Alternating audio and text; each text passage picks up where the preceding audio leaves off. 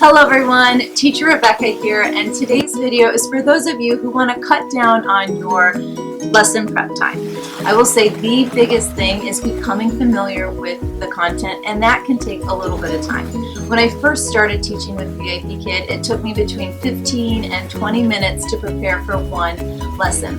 The more I taught and the more familiar I became with the lessons, I've obviously cut down my lesson prep time. I can do it in 1 to 5 minutes now. I will be sharing with you a graphic organizer that I created that not only helped me stay organized, but also helped me become familiar with the content so that I could ultimately cut down on my prep time.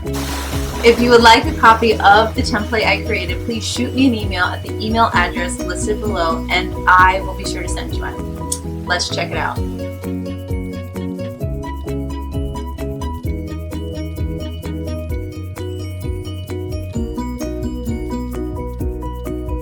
Now I'll walk you quickly through it. First, I start by writing down the student's name, their level, the title of the lesson, and the time I'm teaching them. Then I flip through each side of the lesson, and as I do, I jot down a few things. Number 1, vocabulary. There's a section for new vocabulary with the ×3 next to it, because anytime a student has a new vocabulary word, you're going to want them to say it 3 times. These words are usually in red. Additionally, there's space for review vocabulary words because they will often pop up as well, and I like to know what they are ahead of time. 2, sight words. Again, like with the vocabulary words, you'll see a ×3 because anytime a student has a new sight word, they're going to repeat it at least 3 times.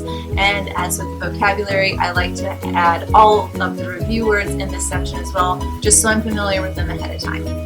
Number 3, phonics. Any phonics that we're doing, CVC words, blends, consonant sounds, I like to have those written down because that actually helps me prepare my letter magnets before the start of the lesson. Number 4, key phrases and sentences. Now these are listed above the lesson, and there can be a lot of them, so I don't spend the time to write them all down. However, I do read them before flipping through the PowerPoint.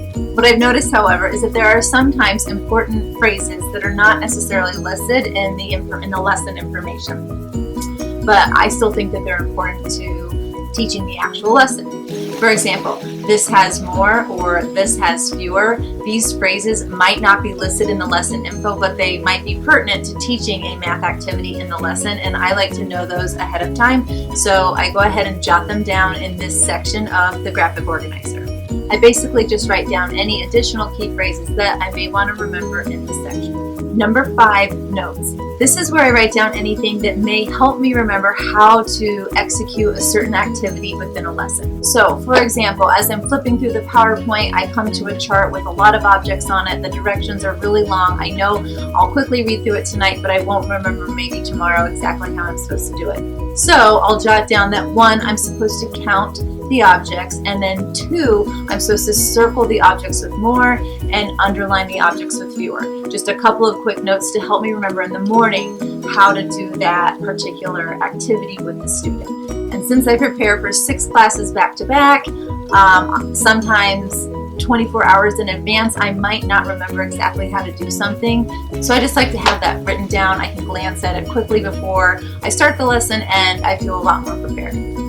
Finally, as I'm flipping through the slides, I will jot down any additional props that I think I might need beyond my classroom essentials. I will say that this is often left blank only because I am a prop minimalist. I think the most important thing is to be really familiar with the content, but anything extra I may need that I don't have sitting right in front of me, I'll jot it down there. Maybe it's a book I want to read to the student. There are a few reasons I like using this template. Number 1, it keeps me organized and helps me feel prepared. It also helps me become familiar with the lesson content and the groove I had to get into to prepare for each lesson. Number 2, I keep it with me during the class, and I'll jot down notes about the student if need be. Number 3, I can refer back to it as I write my student feedback. I don't always have time to write it directly after the lesson, and so it can just be helpful when trying to remember what we did during that lesson. So there you have it. I'd be happy to share this document with you. Just shoot me an email at the email address listed below, and I will send it your way. Remember, if you're interested in becoming a VIPKID teacher, please use my referral link listed below, and I would be happy to coach you throughout the interview process. I will do my best to make sure that you become the next VIPKID teacher. I hope this video was helpful to you, and if it was, please share it with a friend, hit the like button below, and don't forget to subscribe. I do come out with new VIPKID videos every 2 weeks. If you have a request for a video, please leave it in the comment section below. Thanks so much for watching, and I'll see you next time.